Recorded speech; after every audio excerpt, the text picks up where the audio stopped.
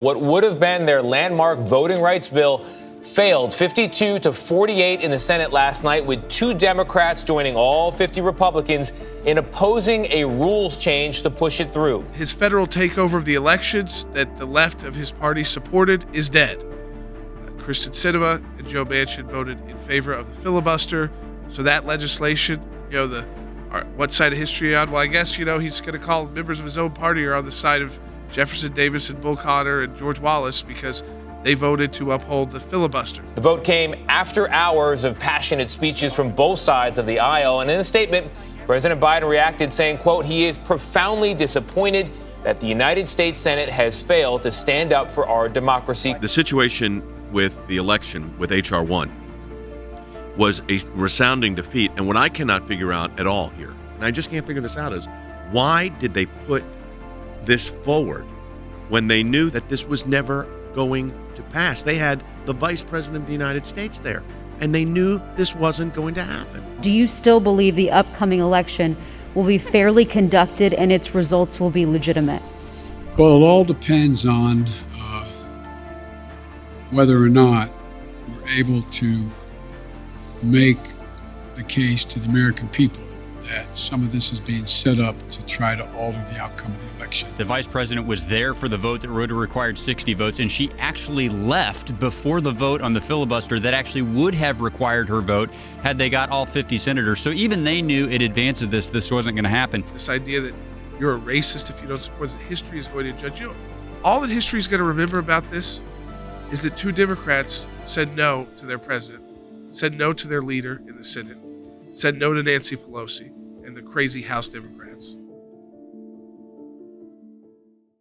President Biden today appeared to suggest if Russia does a partial incursion, the U.S. could live with it. You can see the reaction, the shock, the outrage from Ukrainian government officials when they heard President Biden. Russia will be held accountable if it invades, and it depends on what it does. It's one thing if it's a minor incursion and then we end up having a fight about what to do and not do, etc. You had the President of the United States saying, well, if they just invade a little bit, there's just a little incursion. Well, that's one thing. I mean, they do that kind of thing.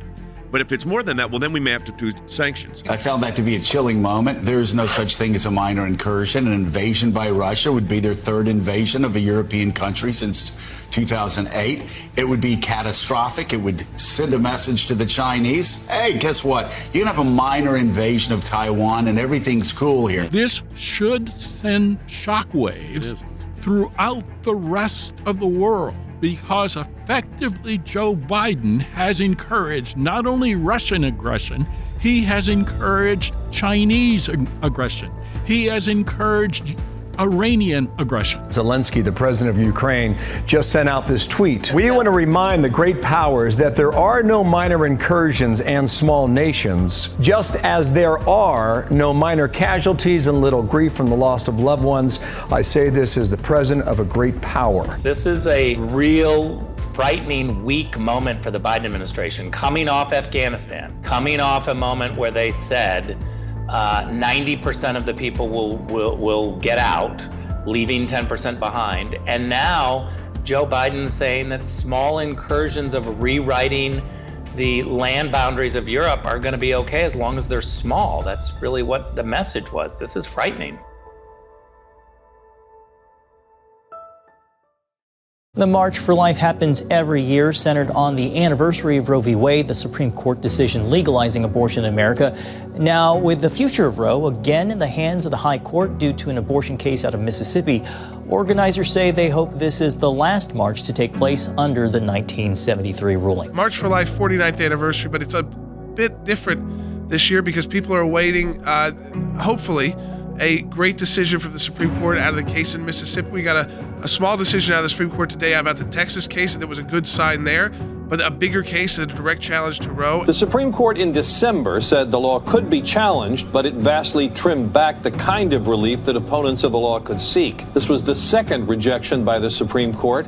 Justices Stephen Breyer, Sonia Sotomayor, and Elena Kagan dissented. We are on the cusp of a historic change which will provide deep protections for human life and for the dignity of every human being. I feel joy. I am waiting for this decision. Marchers are invigorated as in June, the court Court could issue a decision that would do away with the viability standards set forth in Roe and free up states to pass common sense limits on abortion. There is more optimism this year than ever before. I think there is a lot of hope among the marchers that this will be the last year where Roe is the controlling law of the land. But Jordan, I would maybe just even point to some evidence on the other side. I think there's actually panic on the pro-abortion side because of that same fact. We are part of just a tiny handful of countries that allow elective abortion past 20 weeks of pregnancy. Among those other countries are China and North Korea. You know what the tactic's going to be? The tactic's going to be to return it to the states and try to argue that there is a state right to abortion under the state constitution. That is what they're going to try. We shouldn't be naive here and thinking they're just going to stop. They're not. This is going to be a pitched battle in the states. I mean, big time.